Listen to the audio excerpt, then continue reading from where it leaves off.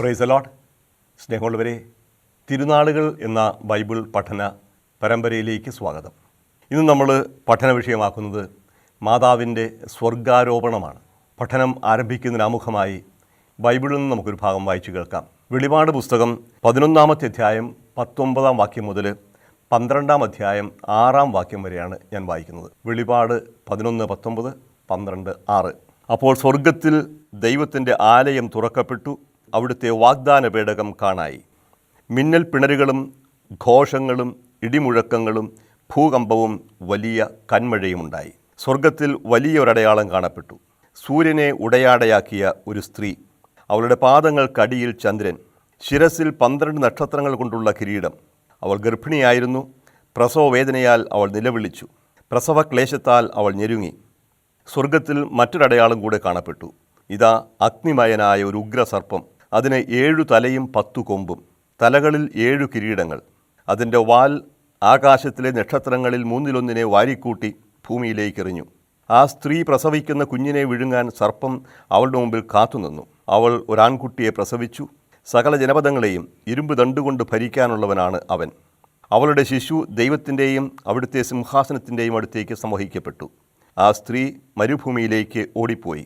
അവിടെ 1260 ദിവസം അവളെ പോറ്റുന്നതിന് ദൈവം സജ്ജമാക്കിയ ഒരു സ്ഥലമുണ്ടായിരുന്നു. ദൈവവചനമാണ് നാം കേട്ടത്.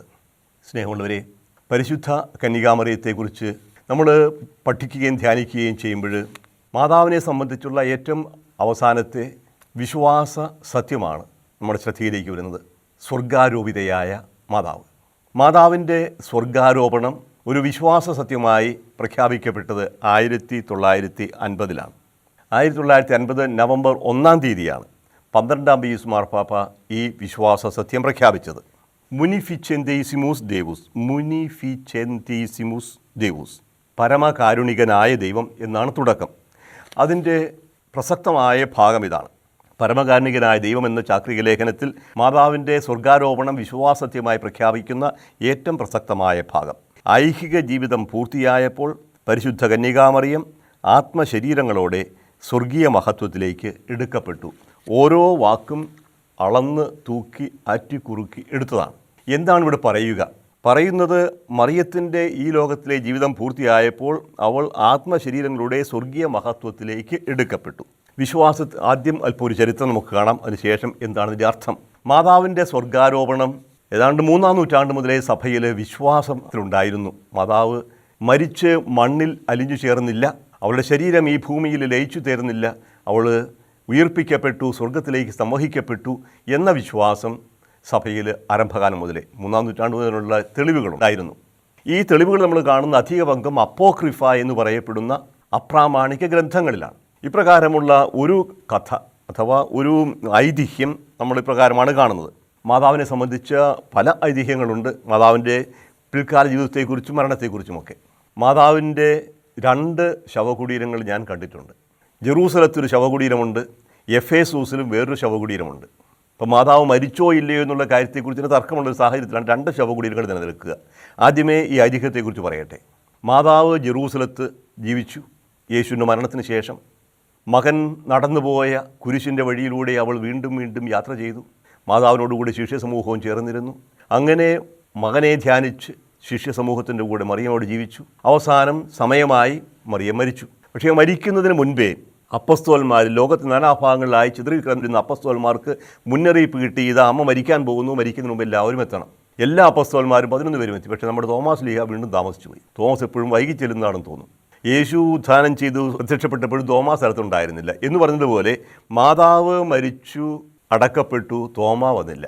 3-ാം ദിവസമാണ് തോമ എത്തുക. അതിനെക്കുറിച്ച് ഐതിഹ്യം പറയും. ഇവിടെ കേരളത്തിൽ നിന്ന് മയിലിൻ്റെ പുറത്തൊക്കെ അദ്ദേഹം അവിടെ യാത്ര ചെയ്യുന്നൊക്കെ പറയുക. പക്ഷേ അതെല്ലാം ഐതിഹ്യമാണ്, നമുക്കറിയാം. ഏതായാലും ഇതൊരു ഐതിഹ്യമായിട്ടാണ് പറയുക. പക്ഷേ ഐതിഹ്യത്തിന് പിന്നിലുള്ള ആ ഒരു വിശ്വാസമാണ് നമുക്ക് പ്രധാനം. തോമ വന്നപ്പോഴേക്കും താമസിച്ചു പോയി. പക്ഷേ തോമ പറയും, ഇത് പറഞ്ഞാൽ ശരിയാവില്ല, എനിക്ക് അമ്മയെ കാണണം. നിങ്ങൾ പണ്ടുമെങ്കിലൊന്നും ചെയ്തതാണ്.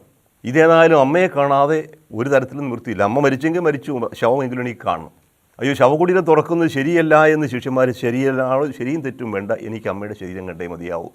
നിർബന്ധമാണ്. തോമാസ് ലീഹ ഒരു കാര്യം തീരുമാനിച്ചാൽ പിന്നെ അതിന് മാറ്റമില്ല. കർത്താവ് പോലും വഴങ്ങിയതാണ് അവൻ്റെ മുമ്പിൽ. അവൻ്റെ ശരീരം കാണാതെ, അവൻ്റെ മുറിവിൽ എൻ്റെ വിരൽ വെക്കാതെ ഞാൻ വിശ്വസിക്കുകയില്ല, നിർബന്ധം പിടിച്ചിട്ട് ശാഠ്യം പിടിക്കുന്ന ശിശുവിനെ പോലെ നിർബന്ധം പിടിച്ചപ്പോൾ അവസാനം കർത്താവിന് പ്രത്യക്ഷപ്പെട്ടു, കൊണ്ടുവരൂ നിൻ്റെ കൈവിരൽ കൊണ്ടുവന്ന് വെക്കൂ എൻ്റെ കയ്യിലെ മുറിവിൽ, യേശു പ്രത്യക്ഷപ്പെട്ടതാണ് എന്ന് പറഞ്ഞതുപോലെ തോമായുടെ നിർബന്ധം പോലും അവസാനം ശിഷ്യന്മാർ ശവകുടീരം തുറക്കാൻ തീരുമാനിച്ചു. ശവകുടീരം തുറന്നപ്പോഴെന്താ കാണുക? ആ ശവകുടീരം നിറയെ റോസാപ്പൂക്കളാണ്, അഥവാ പൂക്കൾ കിടക്കുകയാണ്. സ്വർഗത്തിൽ നിന്ന് പുഷ്പവൃഷ്ടി ഉണ്ടാകുന്നു, അവിടെ മുഴുവൻ നിറയെ പൂക്കൾ. ശരീരം കാണാനേ ഇല്ല. അത് മറിയത്തിൻ്റെ ശരീരം അവിടെ നിന്ന് അപ്രത്യക്ഷമായി, യേശുവിൻ്റെ ശരീരം അപ്രത്യക്ഷമായതുപോലെ ഇപ്പോൾ ഈ ഒരു കഥയായിട്ട് പറയാം, ഐതിഹ്യമാകാം. പക്ഷേ ആരംഭകാലം മുതലേ ഇപ്രകാരം ഒരു വിശ്വാസം ഉണ്ടായിരുന്നു. മറിയം മരിച്ചു, സംസ്കരിക്കപ്പെട്ടുവെങ്കിലും അവൾ ഉയർത്തെഴുന്നേറ്റു, അവളുടെ ശരീരം അഴിഞ്ഞു തീരാതെ സ്വർഗത്തിലേക്ക് സമൂഹിക്കപ്പെട്ടു. പക്ഷേ ഇവിടെ ഒരു ചോദ്യമുണ്ട്, മറിയം മരിച്ചോ ഇല്ലയോ? രണ്ട് തരത്തിലുള്ള വിശദീകരണങ്ങൾ കൊടുക്കാറുണ്ട്. ദൈവശാസ്ത്രകാരന്മാരുടെ ഇടയിൽ മാതാവിൻ്റെ അമലോത്ഭവത്തെക്കുറിച്ച് പറഞ്ഞതുപോലെ തന്നെ മാതാവിൻ്റെ സ്വർഗാരോപണത്തെക്കുറിച്ചും വ്യത്യസ്തമായ കാഴ്ചപ്പാടുകളുണ്ട്. സ്വർഗാരോപണം അത് പ്രത്യേകം പറയണമെന്ന് ഞാൻ ആഗ്രഹിച്ചതുമാണ്. ഇത് സ്വർഗാരോഹണമല്ല, സ്വർഗാരോപണമാണ്. ആരോഹണം ചെയ്യുക എന്നാൽ തനിയെ ഉയർന്നു പോവുക എന്നാണ് അർത്ഥം. ആരോപിക്കുക എടുത്തുകൊണ്ട് പോവുകയാണ്. അപ്പോൾ മറിയം സ്വന്തം ശക്തി കൊണ്ട് ഉയർത്തെഴുന്നേൽക്കുകയും പോവുകയുമല്ല, മറിയം ദൈവത്തെ ഉയർത്തുകയാണ്. ആരോപണം ചെയ്യുക, സ്വർഗാരോപണം, അസംഷൻ എന്ന് പറയും. Assume to heaven, assumption, taken up, അസൂമരെ, അസെൻഷൻ, അഷേന്തരെ എന്ന് പറയും ലത്തീനിൽ. അഷേന്തരെ, ടു ഗോ അപ്പ്, അസെൻഡ്. അസെൻഡിൽ നിന്നാണ് അസെൻഷൻ വരുന്നത്, അസ്യൂമിൽ നിന്നാണ് അസംഷൻ വരുന്നത്. അപ്പോൾ അസംഷനും അസെൻഷനും വേർതിരിച്ച് കാണണം. യേശുവിൻ്റേത് അസെൻഷനാണ്, സ്വർഗാരോഹണമാണ്. മറിയത്തിൻ്റെത് അസംഷനാണ്, സ്വർഗാരോപണമാണ്. അപ്പോൾ മറിയം സ്വന്തം ശക്തിയാലല്ല, ദൈവത്തിൻ്റെ ശക്തിയാലാണ് സ്വർഗത്തിലേക്ക് സംവഹിക്കപ്പെട്ടത്. ഇതാണ് വിശ്വാസത്തിൽ. അപ്പോഴിവിടെ ചോദ്യം ഉന്നയിക്കുന്നു, മറിയം മരിച്ചോ ഇല്ലയോ? മരിച്ചു എന്നൊരു കൂട്ടർ പറയും, ഇല്ല മരിച്ചില്ല എന്നൊരു കൂട്ടർ പറയും. മരിച്ചില്ല എന്ന് പറയുന്നവർക്ക് കാരണം പാപത്തിൻ്റെ ശമ്പളമാണ് മരണം. അത് പൗലോസ് വളരെ വ്യക്തമായിട്ട് പറയുന്നുണ്ട്. പാപം മൂലം മരണമുണ്ടായി. ഒരു മനുഷ്യൻ മൂലം പാപവും, പാപം മൂലം മരണവും ഈ ലോകത്തിലേക്ക് കടന്നു വന്നു. അതുപോലെ ആ ഒരു മനുഷ്യൻ്റെ പാപം മൂലം നമ്മളെല്ലാവരും മരിക്കുന്നു. അപ്പോൾ പാപത്തിൻ്റെ ശമ്പളമാണ് മരണമെങ്കിൽ പാപമില്ലാത്ത ആൾ മരിക്കേണ്ട കാര്യമില്ലല്ലോ. ഇതാണ് ഒരു വിവാദ ഭാഗം. ഇപ്പം മറിയത്തിന് പാപമില്ല എന്നുള്ളത് വിശ്വസിക്കുന്നുണ്ടെങ്കിൽ ഇമാക്കുലേറ്റ് കൺസെപ്ഷൻ അഥവാ അമലോത്ഭവം എന്ന വിശ്വാസത്തിൻ്റെ അവശ്യ ഘടകമാണ് മറിയം മരിക്കാതെ സ്വർഗത്തിലേക്ക് പോയി എന്നുള്ളത്. അതൊരു വിഭാഗം. അതിന് തക്കതായ കാരണങ്ങളുമുണ്ട്. മറുഭാഗത്തുനിന്ന് പറയും, യേശു ക്രിസ്തു പോലും മരിച്ചുവെങ്കിൽ മറിയം മരിക്കുക എന്നുള്ളത് സ്വാഭാവികമല്ലേ? യേശുവിന് പാപമുണ്ടായിരുന്നില്ല. പക്ഷേ പാപികളായ നമുക്ക് വേണ്ടി അവൻ നമ്മുടെ പാപങ്ങൾ ഏറ്റെടുക്കുകയും മരിക്കുകയും ചെയ്തെങ്കിൽ പുത്രനേക്കാളും വലിയ ആളാകണമോ മറിയം? അതുകൊണ്ട് മറിയം മരിച്ചു എന്നതാണ് കുറച്ചുകൂടി അർത്ഥവത്താകുക. അത് തന്നെയുമല്ല, ഞാൻ നേരത്തെ സൂചിപ്പിക്കേണ്ടായ മറിയത്തിൻ്റെതായ രണ്ട് കല്ലറകൾ നിലനിൽക്കുന്നുണ്ട്. ഇപ്പോൾ ഇസ്രായേലിൽ ജെറൂസലം കാണാൻ പോകുന്നവരെല്ലാം മാതാവിൻ്റെ ശവകുടീരം കാണും. ഒലിവുമലയുടെ താഴ്വരയിലൂടെ ദേവാലയത്തിൻ്റെ അടിയിലായിട്ട് മാതാവിൻ്റെ ശവകുടീരമുണ്ട്. ദുർമീസിയോ മരിയ എന്ന് പറയും. മാതാവിൻ്റെ ഉറക്കത്തിൻ്റെതാന്ന് പറയും. മരണമല്ല മാതാവിൻ്റെ ഉറക്കം. ഡോർമീഷൻ ചർച്ച് ഓഫ് ഡോർമീഷൻ, മാതാവിൻ്റെ ഉറക്കം. ഇപ്പം മരണത്തെ ഉറക്കമായിട്ടാണ് കണക്കാക്കുക. അവിടെ ഇതായിരുന്നു മറിയം ഇവിടെ താമസിച്ചു. പക്ഷേ മറ്റൊരു പാരമ്പര്യമുണ്ട്. അത് യേശു മറിയത്തെ യോഹന്നാന് അമ്മയായി നൽകിയത് കൊണ്ട് ഇതാ നിൻ്റെ അമ്മ എന്ന് പറഞ്ഞു. സുവിശേഷത്തിൽ പറയുന്നുണ്ട്, അവൻ തന്നെ അവളെ തൻ്റെ ഭവനത്തിൽ സ്വീകരിച്ചു.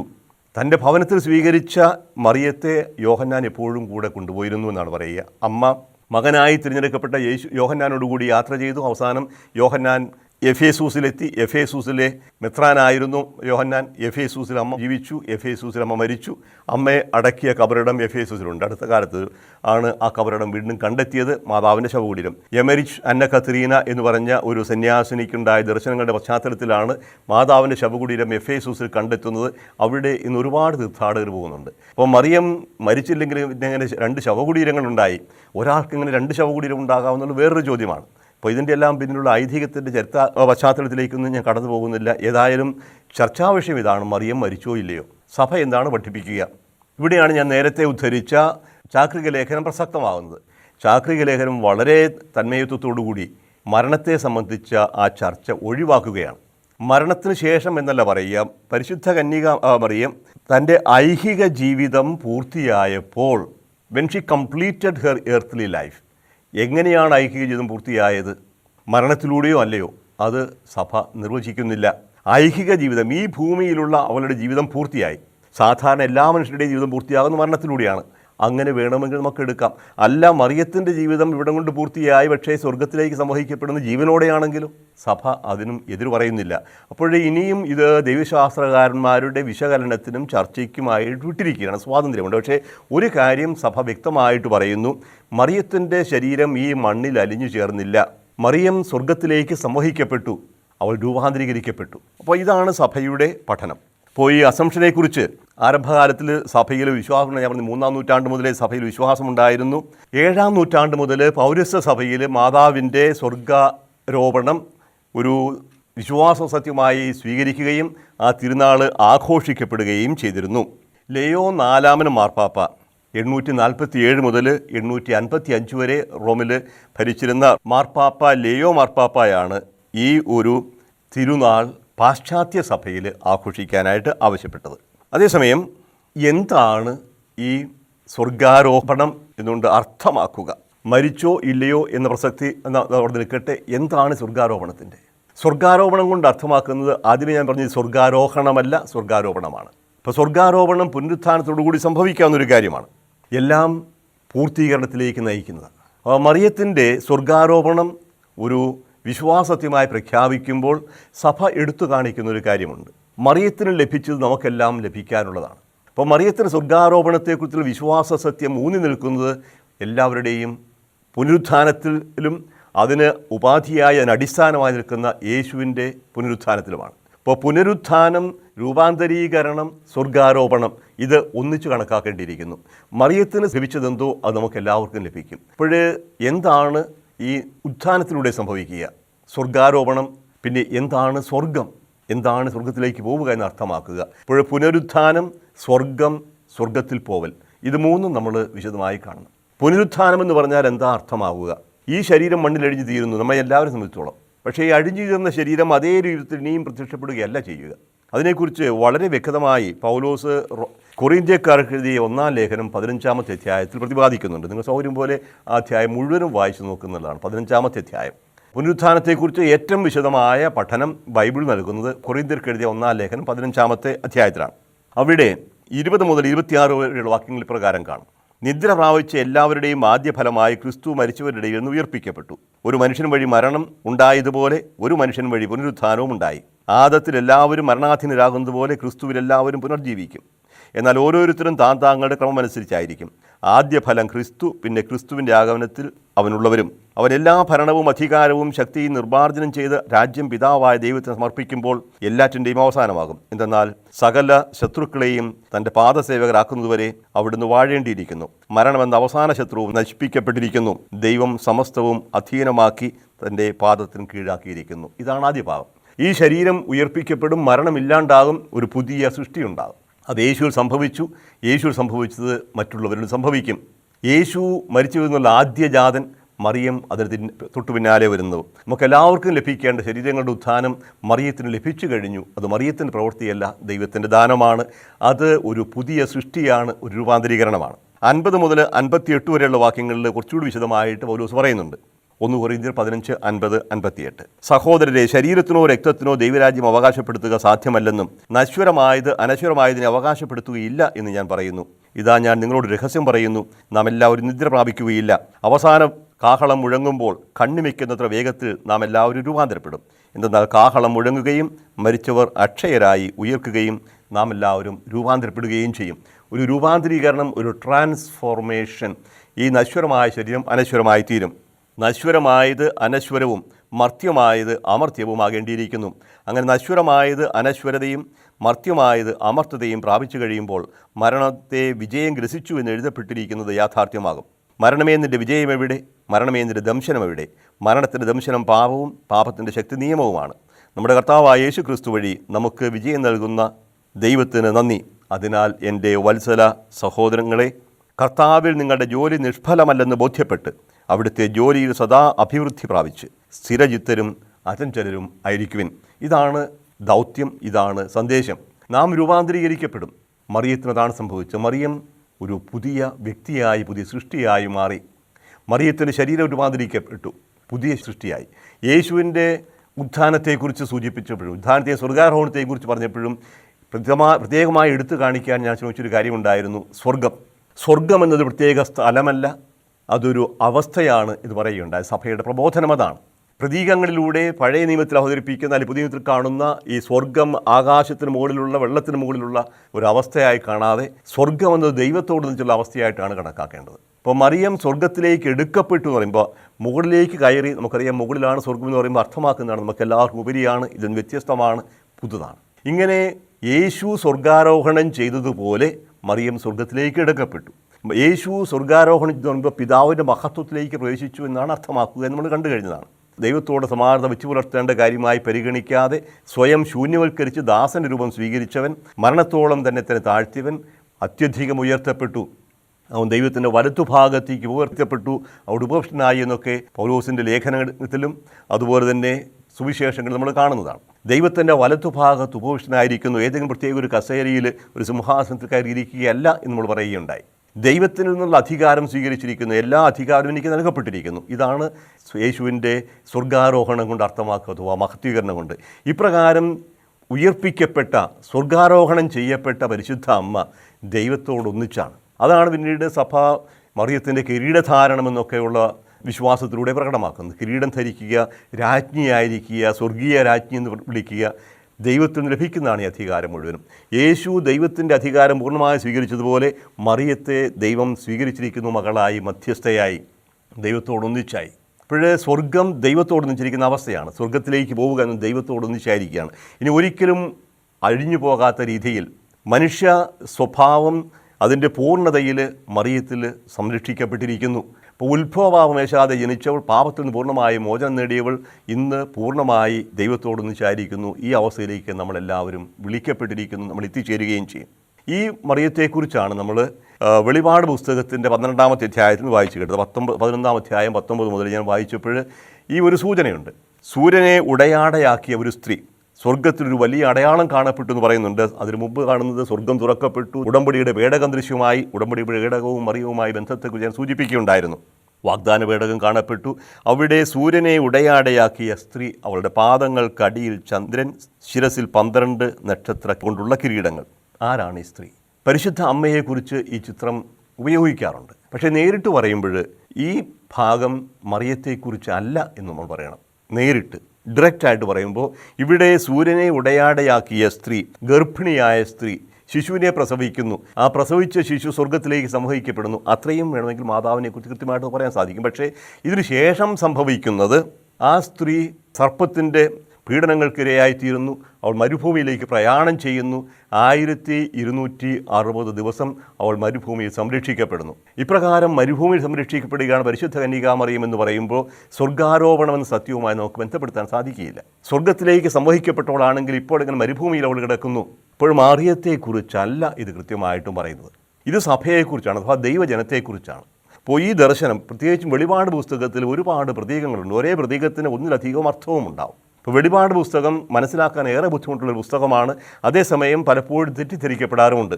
ഇത് പരിശുദ്ധ കന്യകാമറിയമാണ് എന്നുള്ള ധാരണയിലും മാതാവിന് 12 നക്ഷത്ര കിരീടങ്ങളെക്കുറിച്ച് പറയും. മാതാവിൻ്റെ പാദങ്ങൾക്ക് അടിയിൽ ചന്ദ്രൻ, അപ്പോൾ ഒരു മഹത്വീകരണത്തിൻ്റെ അടയാളമാണ്. സൂര്യനെ പോലെ ഉടയാട പ്രശോഭിക്കുന്നു ഒക്കെ പറയുമ്പോഴും മറന്നു പോകുന്ന ഒരു കാര്യം ഈ മരുഭൂമിയിൽ കഴിയുന്ന സ്ത്രീയുടെ കാര്യമാണ്. ഈ സ്ത്രീ തന്നെയാണ് മരുഭൂമിയിൽ.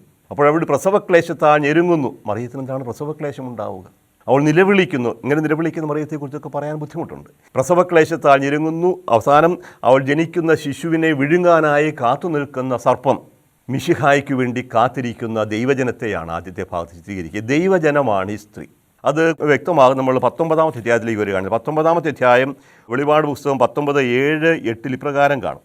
ദൈവമായ കർത്താവ് വാഴുന്നു, നമുക്ക് ആനന്ദിക്കാം, ആഹ്ലാദിച്ച് ആർപ്പ് വിളിക്കാൻ, അവിടുത്തേക്ക് മഹത്വം നൽകാം. എന്തെന്നാൽ കുഞ്ഞാടിൻ്റെ വിവാഹം സമീപിച്ചിരിക്കുന്നു, അവിടുത്തെ മണവാട്ടി അണിഞ്ഞൊരുങ്ങിക്കഴിഞ്ഞു. ശോഭയേറിയതും നിർമ്മലവുമായ മൃദുല വസ്ത്രം ധരിക്കാനുള്ള അനുഗ്രഹം അവൾക്ക് നൽകപ്പെട്ടിരിക്കുന്നു. ആ വസ്ത്രം വിശുദ്ധരുടെ സൽപ്രവൃത്തികളാണ്. ആരാണ് ഈ സ്ത്രീ? ഈ 12-ാമത്തെ അധ്യായത്തിൽ സ്ത്രീ തന്നെയാണ്. ഇവിടെ വരുന്നൊരു സ്ത്രീയുണ്ട്, ദൈവജനമാണ്, സഭയാണ്. സഭ 2 ഭാഗമുണ്ട്, പഴയ നിയമവും പുതിയ നിയമവും. യേശുവിൻ്റെ വരണവിന് മുമ്പുള്ള ഇസ്രായേൽ, യേശുവിന് ശേഷമുള്ള പുതിയ ഇസ്രായേൽ. ഈ സഭയുടെ ചിത്രീകരണമാണ് ദൈവത്തിൻ്റെ മഹത്വത്തിൽ പങ്കുചേരുന്ന 12 അപ്പസ്തോലന്മാരെ കിരീടമായി സ്വീകരിക്കുന്ന 12 നക്ഷത്രങ്ങളുടെ കിരീടം. അതുപോലെ തന്നെ ദൈവിക മഹത്വത്തിൽ പങ്കുചേരുന്ന സഭ. ആ സഭയാണ് ഇന്ന് ഇവിടെ മരുഭൂമിയിൽ പീഡിപ്പിക്കപ്പെടുക. അപ്പോൾ 1260 ദിവസം എന്ന് പറയുന്നതും 3.5 വർഷം എന്ന് പറയുന്നതും 42 മാസം എന്ന് പറയുന്നതും എല്ലാം ഒന്ന് തന്നെയാണ്. 3.5 വർഷമാണ്. 3.5 വർഷം പീഡനത്തിൻ്റെ വലിയ കാലമാണ്. ആ 3.5 വർഷം തന്നെയാണ് 1260 ദിവസം. അപ്പോൾ യേശുവിൻ്റെ സ്വർഗാരോഹണം മുതൽ മടങ്ങി വരവ് വരെയുള്ള കാലഘട്ടമാണ് ഈ 1260 ദിവസം. ഇവിടെ ഈ ഭൂമിയിൽ പീഡിപ്പിക്കപ്പെടുന്ന സഭയാണ്. അപ്പോൾ ഈ സഭയുടെ ഒരു ചിത്രീകരണം, മഹത്വപൂർണ്ണമായ സഭയുടെ ചിത്രീകരണം നമുക്ക് 12-ാമത്തെ അധ്യായത്തിൽ കാണാം. പക്ഷേ അത് മാത്രമല്ല, ഈ സഭയുടെ അമ്മയും സഭയുടെ പ്രതീകവുമായ മറിയത്തെയും നമുക്കിതിൽ കാണാൻ സാധിക്കും. അതുകൊണ്ടാണ് പിതാക്കന്മാരൊക്കെ ഈ മാതാവിനെക്കുറിച്ച് പറയുമ്പോൾ, അതുപോലെ തന്നെ സഭയിൽ ലിറ്റർജിക്കൽ ആരാധനക്രമത്തിൽ കുർബാനയിലൊക്കെ വായനകളിൽ 12-ാമത്തെ അധ്യായം എടുക്കുക. നക്ഷത്ര കിരീടമണിഞ്ഞ ഈ സ്ത്രീ സഭയുടെ പ്രതീകമാണ്, അതോടൊപ്പം മാതാവിൻ്റെയും പ്രതീകമാണ്. അപ്പോൾ മാതാവിൻ്റെ മഹത്വത്തെ സൂചിപ്പിക്കാനായിട്ട് ഈ ചിത്രത്തെ നമുക്ക് കാണാൻ സാധിക്കും. അതോടൊപ്പം ഇപ്രകാരമായിരിക്കും എല്ലാവരും. യേശു പറഞ്ഞല്ലോ, നിങ്ങൾ എന്നോടൊപ്പം ഭക്ഷണത്തിലിരിക്കും, 12 സിംഹാസനങ്ങളിൽ നിന്ന് ഇസ്രായേലിൻ്റെ 12 ഗോത്രങ്ങളെ വിധിക്കും എന്ന് പറഞ്ഞാൽ ദൈവത്തിൻ്റെ രാജത്വത്തിൽ നമ്മളെല്ലാവരും പങ്കുചേരും. രാജകീയ പൗരോഹിത്യം എന്നൊക്കെ പിന്നീട് പത്രോസ് വിശേഷിപ്പിക്കുന്ന ഇതാണ്. ഇപ്പോഴേ എന്താണ് ഇതിൻ്റെ പ്രത്യേകത? നമുക്ക് എല്ലാവർക്കും ലഭിക്കാനിരിക്കുന്ന വലിയ മഹത്വം ദൈവം മറിയത്തിന് മുൻകൂറായി നൽകി. മറിയം നമ്മുടെ എല്ലാം മധ്യസ്ഥയാണ്, മറിയം നമ്മുടെ എല്ലാം മാതൃകയാണ്, നമ്മുടെ എല്ലാം അമ്മയാണ്. ആ മറിയത്തിന് ദൈവം ചെയ്ത വലിയ കാര്യങ്ങളാണ് നമ്മളിവിടെ ധ്യാന വിഷയമാക്കുന്നത്. ഉത്ഭവ പാപമില്ലാതെ ജനിച്ചപ്പോൾ മുതൽ സ്വർഗത്തിലേക്ക് സമൂഹിക്കപ്പെടുകയും ദൈവത്തിൻ്റെ രാജ്യത്വത്തിൽ പങ്കുചേരുകയും ചെയ്യുന്നതുവരെയുള്ള എല്ലാ രഹസ്യങ്ങളും എല്ലാ തിരുനാളുകളും ഇതാണ് നമ്മളെ ഉദ്ബോധിപ്പിക്കുക. അപ്പോൾ മറിയം മനുഷ്യ വ്യക്തിയാണ്, നമ്മെപ്പോലെ ഒരു വ്യക്തി, നമ്മുടെ എല്ലാവരുടെയും അമ്മ.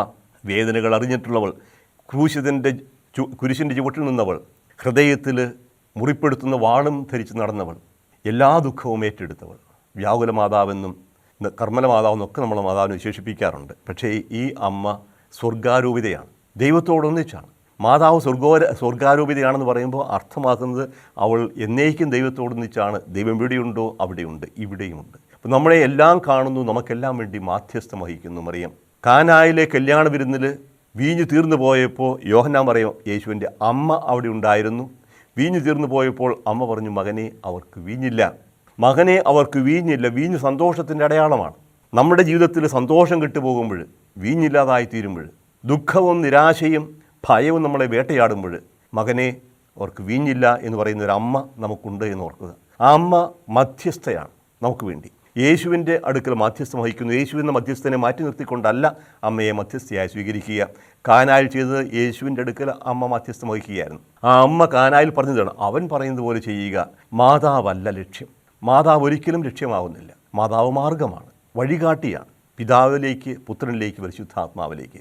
എപ്രകാരം പരിശുദ്ധാത്മാവിനെ സ്വീകരിക്കാനായി പരിശുദ്ധ അമ്മ ശിഷ്യന്മാരെ ഒരുക്കിയോ അപ്രകാരം ഇന്ന് നമ്മളെ ഒരുക്കിക്കൊണ്ടിരിക്കും. അപ്പോൾ മാതാവിൻ്റെ തിരുനാളുകൾ ആഘോഷിക്കുമ്പോൾ ആരും അതിനെതിരെ പ്രതിഷേധിക്കേണ്ട കാര്യമില്ല. മാതാവ് ദൈവമല്ല, മാതാവ് നൽകുന്ന വണക്കം ദൈവാരാധനയുമല്ല. മാതാവിനൊരിക്കലും മരിയാരാധന ഒരിക്കലും നൽകുന്നില്ല. അത് വിഗ്രഹാരാധനയാവും. മറിയത്തെ ആരും വിഗ്രഹമാക്കുന്നില്ല, ആക്കുകരുത്. മറിയത്തോടുള്ള ചില പ്രാർത്ഥനകൾ ചിലപ്പോൾ തെറ്റിദ്ധാരണ ഉണ്ടാക്കുന്നതാവാം. അമ്മേ, അങ്ങയിലാണ് രക്ഷ, അങ്ങ് മാത്രമാണ് ഞങ്ങളുടെ രക്ഷ, അങ്ങിലുള്ള അല്ലാതെ രക്ഷയില്ല എന്നൊക്കെ പറയുമ്പോൾ പലപ്പോഴും തെറ്റിദ്ധാരണ ഉണ്ടാകുന്നു. അമ്മയിലൂടെ രക്ഷ എന്ന് പറയുമ്പോൾ യേശുവിലൂടെയുള്ള രക്ഷയാണ് നമ്മൾ സൂചിപ്പിക്കുക. അമ്മ രക്ഷകയല്ല, രക്ഷകനുമല്ല. രക്ഷ ദൈവത്തിൽ നിന്നാണ്. യേശുവാണ് രക്ഷകൻ. ആ യേശുവിലേക്ക് നമ്മെ നയിക്കുന്ന മാർഗമാണ് അമ്മ. അതുകൊണ്ടാണ് പുലർകാല നക്ഷത്രം എന്നും വഴികാട്ടി എന്നൊക്കെ പറയുക. നിത്യസഹായ മാതാവ് സഹായിക്കുന്നവളാണ്. അമ്മ കുഞ്ഞുങ്ങൾക്ക് വേണ്ടി എന്തു ചെയ്യുന്നു അതിനാണ് പരിശുദ്ധ അമ്മയും ചെയ്യുക. മറിയത്തെ ദൈവത്തിൻ്റെ സ്ഥാനത്ത് കയറ്റി പ്രതിഷ്ഠിക്കേണ്ടതില്ല, ആരും ചെയ്യാറില്ല. അങ്ങനെ ചെയ്യുന്നെങ്കിൽ അത് തെറ്റാണ്, അത് വിശ്വാസ വിരുദ്ധമാണ്, അത് വിഗ്രഹാരാധനയാണ്. പക്ഷേ മറിയം ദൈവമല്ല, മറിയം ദൈവത്തിൻ്റെ അമ്മയാണ്, മനുഷ്യനായി അവതരിച്ച ദൈവത്തിൻ്റെ അമ്മ. ആ അമ്മയെ യേശു തന്നെയാണ് നമുക്ക് അമ്മയായി നൽകിയത്. അതുകൊണ്ട് അമ്മയെ വിളിക്കുകയും അമ്മയെ വണങ്ങുകയും, ആരാധിക്കുകയല്ല വണങ്ങുകയാണ്. വണക്കവും ആരാധനയും നമ്മൾ വേർതിരിച്ച് കാണണമെന്ന് ഓർക്കുക. ഇപ്പോൾ വിഗ്രഹാരാധനയല്ല, പ്രതിമാവണക്കവും വിശുദ്ധന്മാരോടുള്ള ആദരവും വണക്കവും മധ്യസ്ഥ പ്രാർത്ഥനയൊന്നും വിഗ്രഹാരാധനയായി മാറരുത്. അതുകൊണ്ട് പരിശുദ്ധ അമ്മയെക്കുറിച്ചുള്ള ഈ വിചിന്തനം നമുക്കിവിടെ അവസാനിപ്പിക്കാം. പരിശുദ്ധ അമ്മ സ്വർഗാരൂപിതയായതുപോലെ നമ്മളും ഒരിക്കൽ സ്വർഗാരൂപിതയാവും. അതിന് അമ്മ ജീവിച്ചതുപോലെ നിർമ്മലയായി, വിശുദ്ധമായി, ദൈവ കേന്ദ്രീകൃതമായ, സഹോദര സ്നേഹത്താൽ പ്രേരിതമായ ഒരു ജീവിതം നയിക്കാൻ നമുക്ക് അമ്മയുടെ തന്നെ സഹായം യാചിക്കാം, പ്രാർത്ഥിക്കാം. കാരുണ്യവാനും സ്നേഹനിധിയുമായ ദൈവമേ, ഞങ്ങളങ്ങയെ സ്തുതിക്കുന്നു. കർത്താവായ ദൈവമേ, അങ്ങ് പരിശുദ്ധ അമ്മയെ രൂപാന്തരപ്പെടുത്തി സ്വർഗത്തിലേക്ക് സമൂഹിച്ചതുപോലെ ഒരിക്കൽ ഞങ്ങളെയും ഉയർപ്പിച്ച് സ്വർഗത്തിലേക്ക് സമൂഹിക്കുമെന്ന് ഞങ്ങൾ വിശ്വസിക്കുന്നു. അങ്ങയോടൊന്ന് ചെന്നുമായിരിക്കാൻ ഞങ്ങളെയോടൊന്ന് സഹായിക്കണമേ. അങ്ങയുടെ വചനത്തിന് എന്നും കാതോർക്കുകയും എന്നും അതിന് വഴങ്ങുകയും ചെയ്ത അമ്മയെപ്പോലെ ഞങ്ങളും അങ്ങയുടെ വചനം ശ്രവിക്കാനും അതിന് ജീവിക്കാനും ഞങ്ങളെ അനുഗ്രഹിക്കണമേ. ഇതാ കർത്താവിൻ്റെ ദാസി, നിൻ്റെ വാക്ക് ഇന്ന് നിറവേറട്ടെ എന്ന് പറഞ്ഞതുപോലെ പരിശുദ്ധ അമ്മയെപ്പോലെ ഞങ്ങളും ദൈവഹിതത്തിന് പൂർണ്ണമായി സമർപ്പിക്കാനുള്ള കൃപ ഞങ്ങൾക്ക് വേണ്ടി വാങ്ങിത്തരണമേ, ഞങ്ങൾക്ക് വേണ്ടി മാധ്യസ്ഥം വഹിക്കണമേ. നിത്യം പിതാവും പുത്രനും പരിശുദ്ധാത്മാവുമായ സർവേശ്വര